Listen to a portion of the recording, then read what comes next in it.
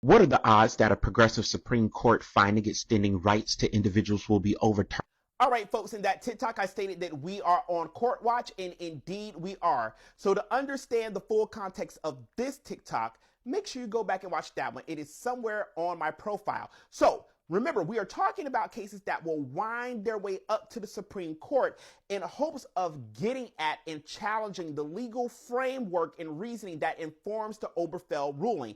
That is the 2015 case that ruled that same-sex couples can marry, and the Supreme Court has decided to hear such a case. It is United States versus Skrmeti, and what this case has to deal with is a Tennessee state law that prohibits all medical treatments intended to allow a minor to identify with or live as a purported identity inconsistent with the minor's sex, or to treat purported discomfort or distress from a discordance between the minor's sex and asserted identity. And what the Biden administration is stating here is that, hey, that Tennessee state law, that actually violates the 14th Amendment, the same amendment that informs the legal reasoning of the Obergefell case. Now, remember how we get to these particular points, right? It's that states or local municipalities will pass ordinances, will pass laws that are clearly inconsistent with the Obergefell ruling in hopes that someone from the Biden administration or the ACLU will actually bring a case and challenge it so that it can wind its way to the Supreme Court so that conservative justices can overturn it. And that is what has happened here, because the Biden administration has said, hey, y'all are doing something illegal down there in Tennessee, and we're going to challenge that. And that's exactly what the right wants to happen so that they can get that case to be overturned. And now we do have such a case that is going before the Supreme Court. Now, how did this case make its way to the Supreme Court? It came out of the United States Courts of Appeals in the 6th district, the same district that the case that we are talking about in the TikTok that is stitched to this one has to deal with. And you will remember that the Supreme Court since 2007 has received 88 cases from the 6th district, and they have reversed 71 of those cases. In other words, they found the problem with the legal reasoning going on in the 6th Circuit.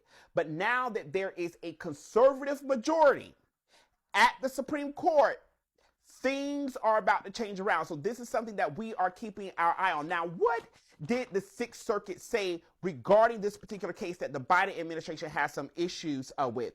The court stated that transgender people were not entitled to have laws targeting them subjected to a higher degree of scrutiny because they did not have immutable characteristics that defined them as a discrete group, and they were not politically powerless.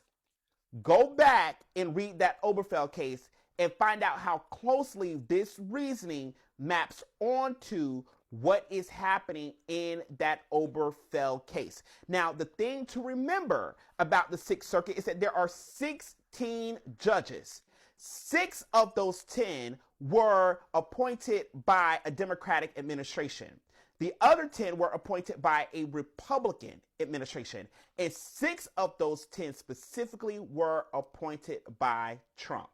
So even with him not being in office, we are seeing what is happening within the courts. So this makes it even more important that you will need a Democratic House of Representatives and that you will need a Democratic Senate as well as executives, because the right is definitely using the court system to push things through to roll back rights.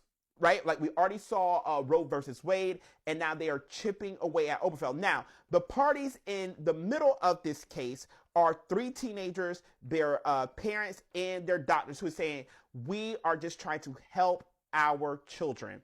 And what the state of Tennessee, as well as 21 other states who have similar laws like that of Tennessee, are stating is, no, your child's just going to have to struggle with that. So let's keep our eyes on this. Let's see what the Supreme Court states, because They have agreed to hear this case. It will be heard in their next term, which begins in October and will run through to June of 2025. So, even if Kamala Harris does get into office, rights are still being chipped away at, right? That would have nothing to do with the Biden administration, but will definitely have to do with what Trump has done to the judiciary. So we continue to be on court watch as it relates to LGBT rights in the United States, and we are watching each case as it makes its way up to the Supreme Court. Keep it locked. I'll keep you posted. Peace.